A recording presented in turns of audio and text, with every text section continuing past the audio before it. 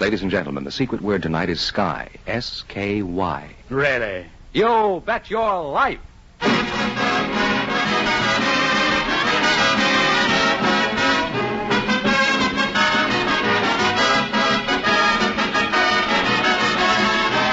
The DeSoto Plymouth Dealers of America present Groucho Marx in You Bet Your Life, the comedy quiz series produced and transcribed from Hollywood. And here he is, the one, the only... I wonder whatever happened to that red-headed girl. Oh, that's me, Groucho Marx.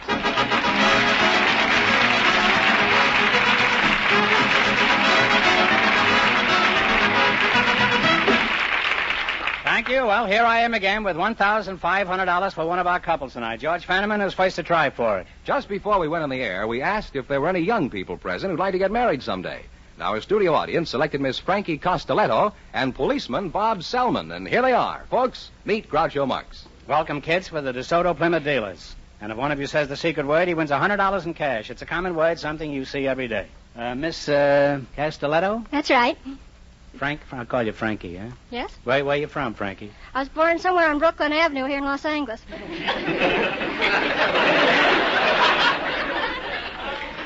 What do you mean you were born somewhere along Brooklyn Avenue? Well, we were going to the hospital, and I know that on my birth certificate it just says Brooklyn Avenue. Do you root for the Dodgers? How old are you, Frankie? 25. Very young-looking girl for 25.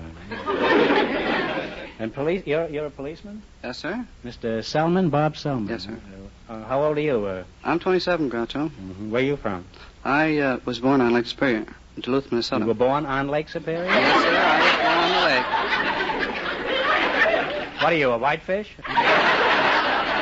What do you mean you were born on Lake Superior? Well, I was born on Lake Superior. My folks were on a fishing trip, and... Did your old man go on fishing while this was going? And what do you do for a living? I'm a librarian. What kind of a librarian are you? Public librarian. Now, what's the difference between a public library and a private library? Well, I have a library at home. Well, when we I don't have any books in it, but good place to hide booze. Well, when we think of a private library... Do you think very often of a private library? Well, private libraries are usually corporation libraries. They have sort of a restricted clientele, but we like to see everybody at the public library. I always think of a private library, you know. I always think of a kind of an elderly man in a smoking jacket sitting there with a knife in his back. And, usually around midnight.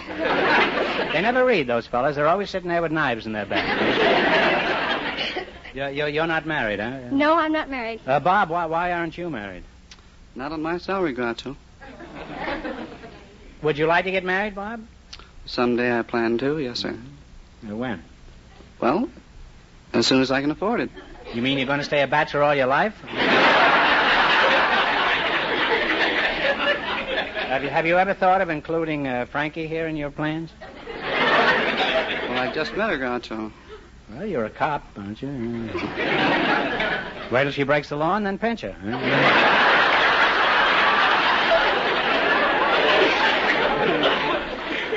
And Miss Castelletto will tell you a thing or two. You're still a policeman, aren't you, Bob? Yes, sir. What kind of a cop are you? I'm a probationary officer. You're on probation? Yes, sir. Why is that?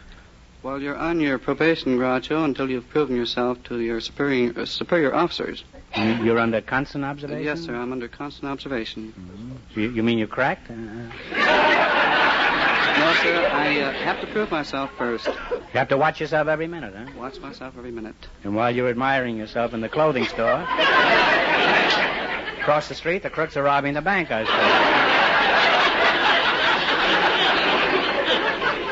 Miss Castelletto, what do you think of a man who's half-cracked, under observation, and goes around pinching people? I think he's cute.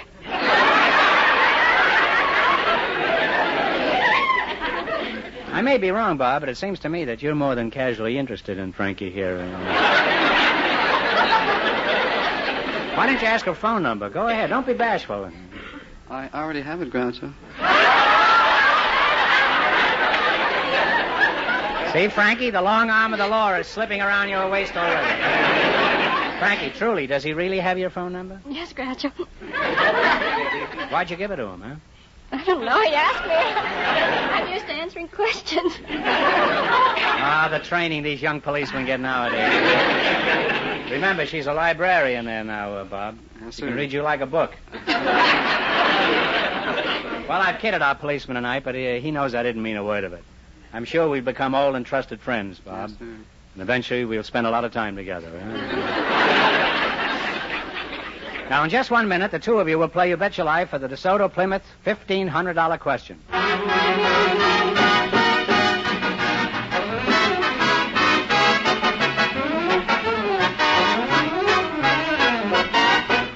Drive a DeSoto before you decide. All across the country, prospective car owners are doing just that. They're thrilling to the beauty and performance of this new DeSoto. For here is a car with not just a few new features, but one that is really a new model from bumper to bumper. Start at the front of this car and feast your eyes on DeSoto's brand new full-width front grille. A beautiful grille that gives the car a look of power its high-compression engine so justly deserves. Look at those newly styled rear fenders and see how they add sweep and grace to the entire appearance of the car. Look through that rear window, which is larger and also has been lowered to make the visibility far better. And then take this new DeSoto out on the road. Remember, it's the car that lets you drive without shifting. Note its bigger brakes that stop you with far less effort. Feel how easy it is to drive and to steer. Yes, drive a DeSoto before you decide. Tomorrow, see the all-new DeSoto at your authorized DeSoto Plymouth dealers.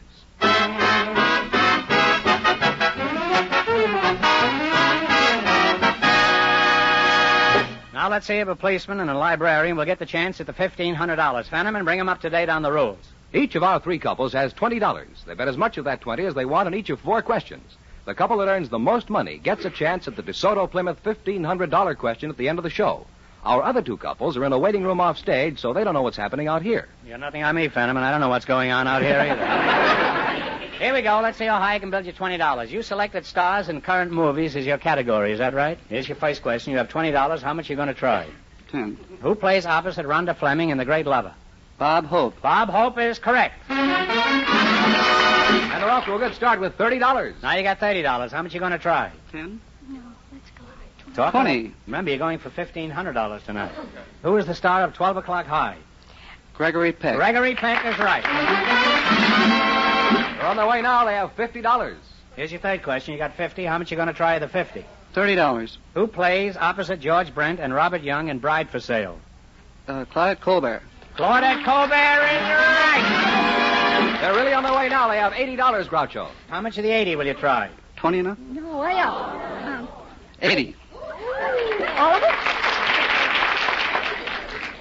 Okay. Who co-stars with Wanda Hendricks and Orson Welles in Prince of Foxes? Tyrone Power. Jerome Power is right. And they wind up with $160.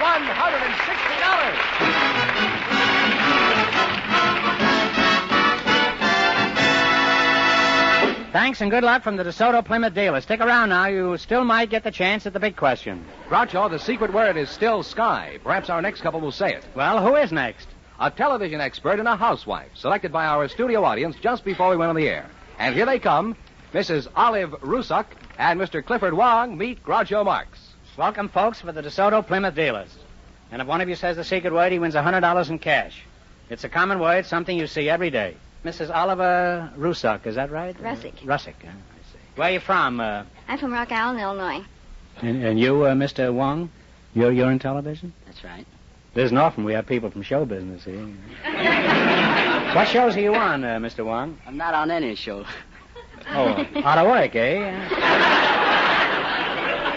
What was your last television job? Well, I repaired a console set this afternoon. Let me get this straight. You fix television sets? That's right. Well, what makes television work? Well, both the sync pulses and the blanking pulses was transmitted by the transmitting station. It's transmitted on the horizontal polarized plane, and it's received by the receiver. And it's detected at the... Well, I think the secret of television is pretty safe with you.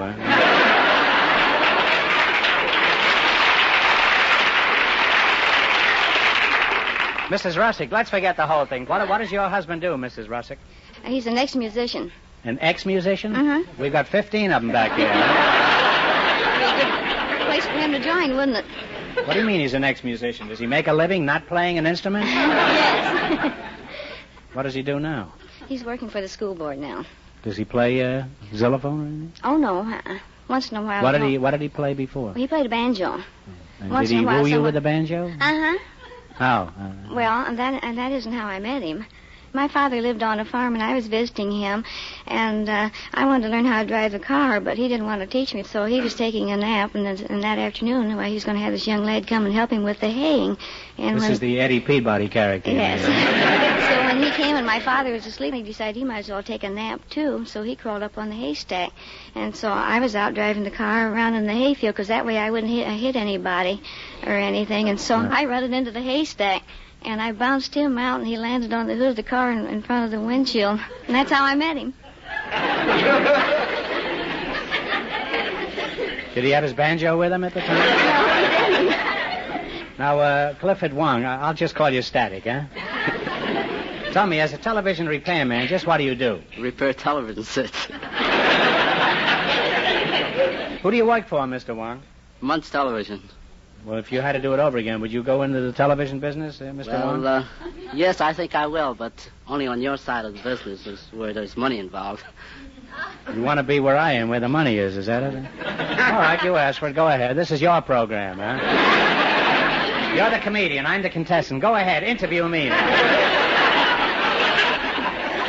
Think this is such a soft racket? You try it for a while. All right, what's your name? Puddin' Tame. Ask me again, and I'll tell you the same. Well, what do you do for How do you a like living? it? Go ahead. Ask me another question. What do you usually do for a living? I'm in television. I fix television sets. Now, since you're me, go ahead. Tell a joke, huh? Well, I tell you, something funny happened to me on the way to the studio tonight.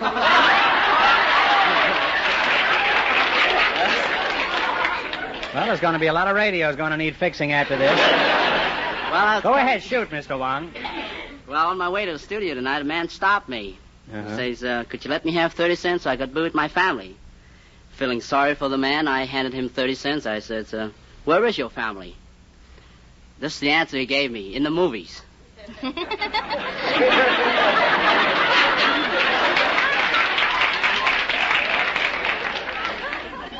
How old a man was he? Do you remember? No, I don't. What was the movie? Do you remember that? You can tell me. Now, you were going to tell us a joke. Go ahead with the joke. Huh? That is a joke. That's the joke? Okay, have it your own way. Huh? What do you do for a living? I repair television sets. Well, stick to it. That's where the big money is. Huh? Well, after talking to you two, I'm convinced television is still around the corner. Now, let's see if you can run your $20 into more than the other two couples and get a crack at the DeSoto Plymouth $1,500 question later. I can't tell you how much they won, but George Fenneman is off stage to remind our listeners. The policeman and the librarian won $160. Here we go. Let's see how high you can build your $20. What question category did you select? A. Music by Jimmy Music. McHugh. Is that right? Mm-hmm. And how much are you going to risk? Shall we bet 10? Talk right up into the 10. microphone now, 10. because Bing $10. Crosby is listening, and we don't want old Baldy to miss anything here. You're going to bet $10. Here's your Yes. first question. Jerry Fielding plays. You give me the name of the song. Play, Jerry.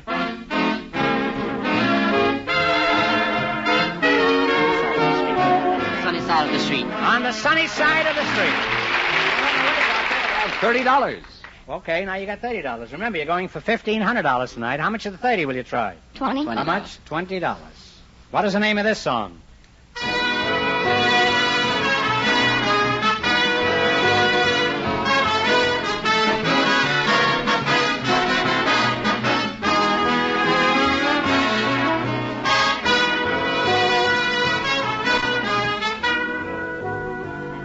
What is the answer you two have decided upon, huh? Take a Something stab about at the it. sky, isn't it?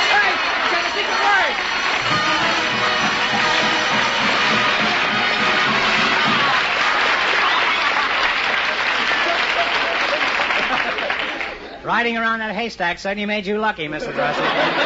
You just said sky, and that's the secret word tonight, so you win $100 in cash, compliments of the DeSoto Plymouth Dealers of America. By the way, the name of that song is I Feel a Song Coming On. They have practically nothing outside of that $100. $10, Groucho. You've sunk down to $10, and here's your third question. How much of the 10 are you going to bet? I will bet $5. $5. Give me the title of this McHugh song. Okay, Jerry? Don't blame me. Don't blame me. Don't blame me. $15, Groucho. Now you're riding down the roller coaster. You got 15 smackers. Here's your last chance to beat the other couples. How much will you bet? Let's bet it all. Here we go.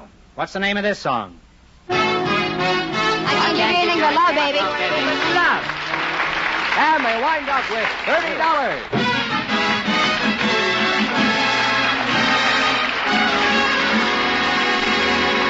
Thanks and good luck from the DeSoto Plymouth Dealers. All right, let's have our third couple, George, and it won't be long before we know who gets the big question. Who's ahead so far, Fenneman? The librarian and the policeman with $160. And the secret word is still sky.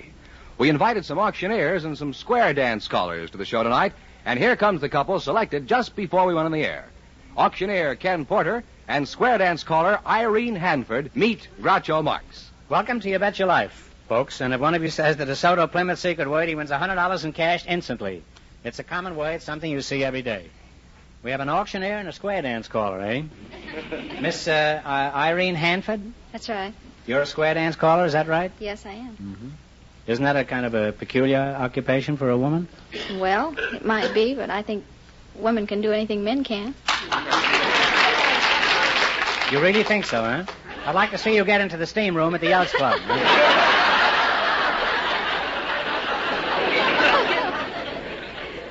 Where are you from, Irene? Los Angeles. And are you married? No, I'm not. I'm a miss. You're a miss, huh? Well, a miss is as good as a mile. I always say. No, I don't always say that. In fact, I never say that. I haven't said that in years. You're the auctioneer, Mr. Porter? Where are you from? I'm from Champaign, Illinois. How long have you been in California, Mr. Porter? I settled here in about 1945. What'd you settle for, 90 cents in As an auctioneer, 90 cents in the dollar, I suppose. Huh? Are you married, or haven't you ever felt yourself going, gone? Huh? Yes, I'm married. You are married, huh? How'd you meet your wife? Did you pick her up at an auction? When I got my discharge out of Klamath Falls, Oregon, I came down here to visit. Out of where? Klamath Falls, Oregon. What were you doing up there? I was in rehabilitation camp up there. Oh. What do you do in a rehabilitation camp? Well, I was a Marine Corps. They was getting me ready for the public, I guess. What would you say is the most important qualification for an auctioneer? Well, 95% of it is psychology, softening up the people. Well, is that what you use the hammer for? No, I mean, you gotta, tell jokes.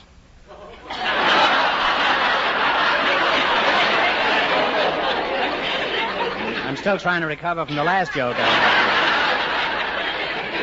Okay, let's hear one of the jokes, then. Just a small one now. Say about a $2 purchase, huh? I don't mean that. I mean, you got to soften the crowd up, not with a joke, but sort of in a saying, like if they're not bidding.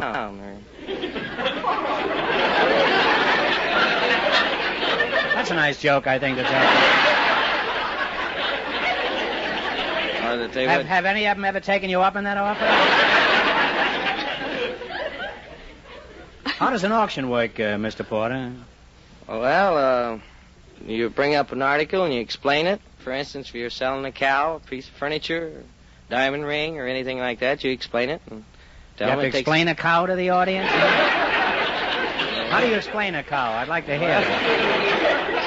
How many bids are needed to sell an item? 2 bids, sir. 1 bid doesn't make an auction. Well, how do you know when to stop the bidding? Or when they quit bidding. This is after you tell them to lie down on the floor and drop dead, is that it? Where do you do your hawking or auctioneering? Well, I auction at Auction City, and... There is really a city called Auction City? Yes, sir. It's the biggest one in the world. Well, I'm kind of curious to hear you give your pitch. Suppose I got a $1,000 diamond ring here, and I want you to sell it for me. Now, you go ahead and sell it. All right. Now, here's a very gorgeous diamond ring, ladies and gentlemen. What are you going to give for it? All right. Down to 25 bidding now, 30 now, $30 bidding now, 5 now, 35 bidding now, $40 board. Now, ladies and gentlemen... You forgot to say drop dead, huh?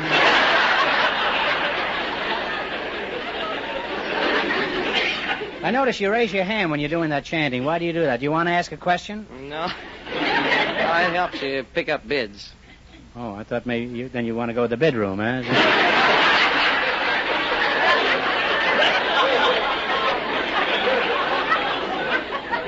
Well, Irene, I'm nuts about typesickery. I've never gone square dancing. Could you describe a typical dance?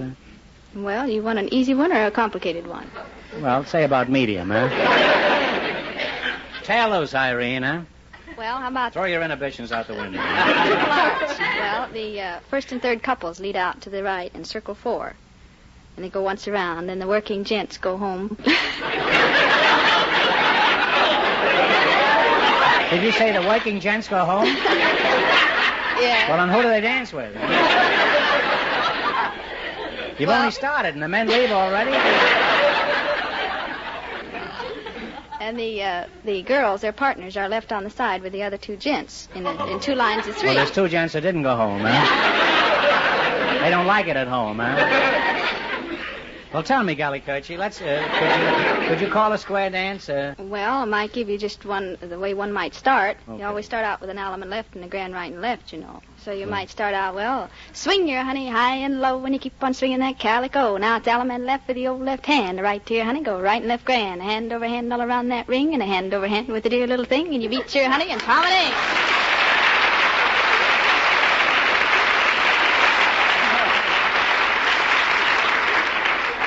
That's pretty good. I kind of like that, huh? Now, suppose you wanted to set up an auction across the street from a square dance. And you wanted to take that crowd away from it. Now, how about you, starting your auction, and you do your square dance, and let's see how the 2 of them go. Now, 1, 2, 3, go! All right, now, 75 bid now, $80 board, $80 bid now. Quiet! If anybody wants to make a phone call, this is the time to do it, right? Well, I've learned a lot about America tonight, and it won't be long before we're investigated. Now, you're going to play the DeSoto Plymouth game, you bet your life. If you beat the other couples, you'll get a crack at the $1,500 question. I can't tell you how much they won, but George is off stage to remind our listeners. The policeman and the librarian are still ahead with $160. Here we go. You have $20. Let's see how high I can build you $20. You selected famous animals as your category. Okay, how much of the 20 you're going to try, and talk right into the microphone and loud? $10. What animal do you associate with Lady Godiva? Horse. A horse is correct. They're on their way with $30. I'd rather associate with Lady Godiva than the horse. Okay, now you got $30. Remember, you're going for $1,500 tonight. How much of the 30 will you try? Make it 20. 25 is better. 25. Okay, 25. What kind of animals do you associate with the Pied Piper? Mice. Rats. They're climbing. They have $55, Well, Groucho. they're both rodents, so I guess we'll give you that. How much you going to bet? You have $55. 45. $45. What animal do you associate with Jonah? A whale. The whale is right. They're really climbing. They have $100. Well, that was a whale of finance, and now you have $100, and here's your last chance to beat the other couples. How much of the 100 will you bet? You going to shoot the works? What animal do you associate with Romulus and Remus?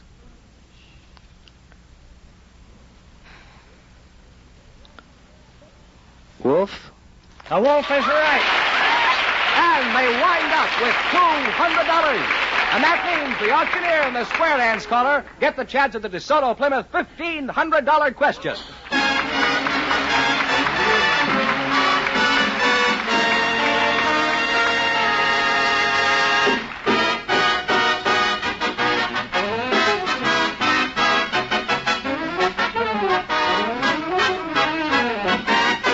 If you're thinking of buying a new car, remember this. Now, more than ever, the beautiful new Plymouth is the car that likes to be compared. Because the new Plymouth is the low-price car most like high-priced cars. It's packed with value and ready to prove it now at your DeSoto Plymouth dealers. Check the value in this great new car yourself, feature by feature, against that of any other leading low-priced car. Compare the convenience of the new Plymouth's ignition key starting, the soaring power of its high-compression engine, the velvety comfort of its improved air pillow ride, the quick, sure stops of its safeguard hydraulic brakes, and many other features exclusive with the great new Plymouth. you'll discover that this beautiful new Plymouth offers you a truly sensational new high for value in the low-priced field. Tomorrow, see the American beauty, the great new Plymouth at your DeSoto Plymouth dealers. And while you're there, don't miss the brilliant new DeSoto as well, a car that's truly new, the finest car that has ever borne the name DeSoto. Learn why your DeSoto Plymouth dealer is so proud of these two superb cars, the great new Plymouth and the brilliant new DeSoto.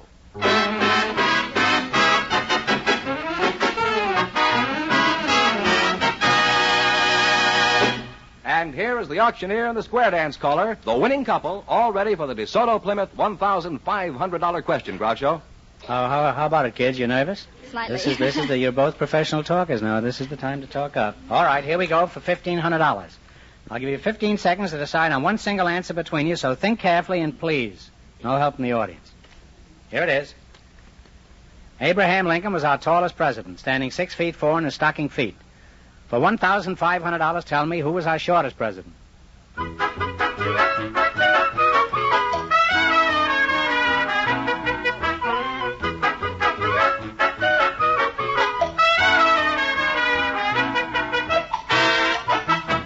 What's the answer you two have decided upon?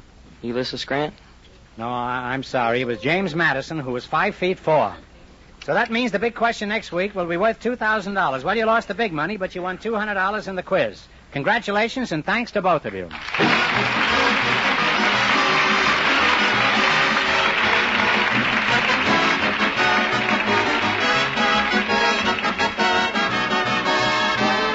You Bet Your Life is a John Goodell production, transcribed from Hollywood, directed by Bob Dwan and Bernie Smith. Music by Jerry Fielding. Be sure to tune in again next Wednesday night at this time for the Groucho Marx Show, You Bet Your Life, presented by the more than 3,000 DeSoto Plymouth dealers of America. And remember, all dealers who sell DeSoto also sell Plymouth, two great cars, both products of the Chrysler Corporation. And don't forget, next week the big question will be worth $2,000. Well, it's almost time for Bing Crosby, so good night, folks. And remember, just be sure to see your DeSoto Plymouth dealer.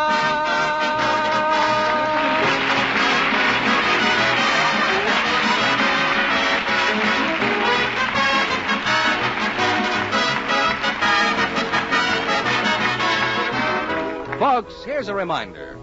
A dime seems like a lot of money to a small child, especially when that dime is part of the money you give the March of Dimes. And that child is a victim of infantile paralysis. Send all the dimes and dollars you can spare to your local March of Dimes headquarters. This is George Fenneman signing off for the more than 3,000 DeSoto Plymouth dealers from coast to coast.